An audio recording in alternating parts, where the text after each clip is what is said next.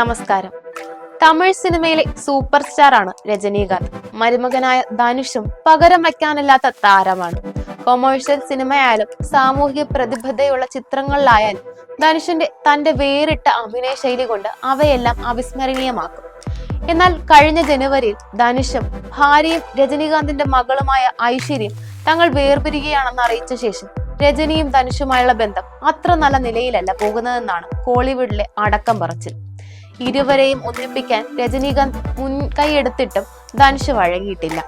വിവാഹമോചനത്തിന് ശേഷം രജനീകാന്തിന്റെ വീടുള്ള പോയ്സ് ഗാർഡനിൽ തന്നെ ധനുഷ് കോടികൾ മുടക്കി വീട് പണിഞ്ഞത് വലിയ വാർത്തയായിരുന്നു. തന്റെ മക്കളെ എന്നും കാണാനായാണ് ധനുഷ് ഇത്തരം ഒരു വീട് വെച്ചതെന്നാണ് വാർത്ത വന്നത്.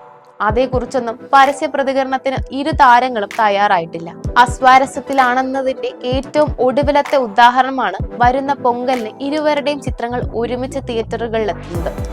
സാധാരണയായി ഇത്തരം വിശേഷാവസരങ്ങളിൽ രണ്ട് താരചിത്രങ്ങൾ ഒരുമിച്ച് റിലീസ് ചെയ്യുന്നത് ഒഴിവാക്കാൻ ശ്രമിക്കാറുണ്ട്. ഒഴിവാക്കാൻ പറ്റാത്ത സന്ദർഭങ്ങളിൽ റിലീസും നടന്നിട്ടുണ്ട്.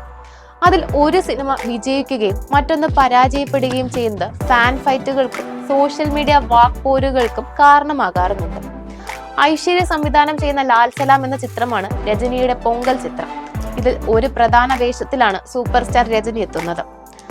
വിഷ്ണു വിശാൽ, വിക്രാന്ത് തുടങ്ങിയവർക്കൊപ്പം ക്രിക്കറ്റ് താരം കപിൽ ദേവും ഈ ചിത്രത്തിലുണ്ട്.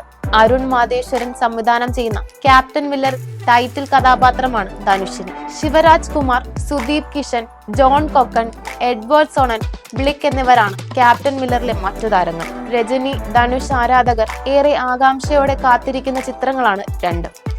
നെൽസൺ ഒരുക്കിയ ജയിലർ വൻ ഹിറ്റായതിനാൽ രജനി ആരാധകർ ഇരട്ടി ആവേശത്തിലാണ് ലാൽ സലാമിനായി കാത്തിരിക്കുന്നത്.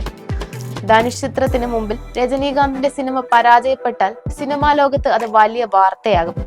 ധനുഷിന്റെ സിനിമയാണ് പരാജയപ്പെടുന്നതെങ്കിൽ നടന്റെ ഇമേജിനെ പോലും ഇത് ബാധിച്ചേക്കാം. രജനിയുടെ മരുമകൻ എന്ന ലേബൽ ധനുഷിന്റെ കരിയർ തുടക്കത്തിൽ ഏറെ സഹായിച്ചിട്ടുണ്ടെന്നാണ് രജനി ആരാധക പക്ഷത്തിന്റെ അഭിപ്രായം.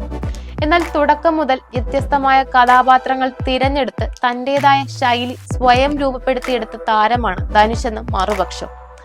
ധനുഷും ഐശ്വര്യയും രജനീകാന്തും തമ്മിലുള്ള മത്സരമല്ല ഇതെന്നും റിലീസ് തീയതി തീരുമാനിക്കുന്നത് താരങ്ങളല്ലെന്നുമുള്ള അഭിപ്രായവുമായി സിനിമാ രംഗത്തെ വിദഗ്ധർ എത്തുന്നുണ്ട്. പൊങ്കൽ, ദീപാവലി കാലമെല്ലാം തമിഴ് സിനിമയുടെ റിലീസിംഗ് കാലമാണെന്നും ഇതിനെയും അങ്ങനെ കണ്ടാൽ മതിയെന്നുമാണ് ഇവരുടെ അഭിപ്രായം.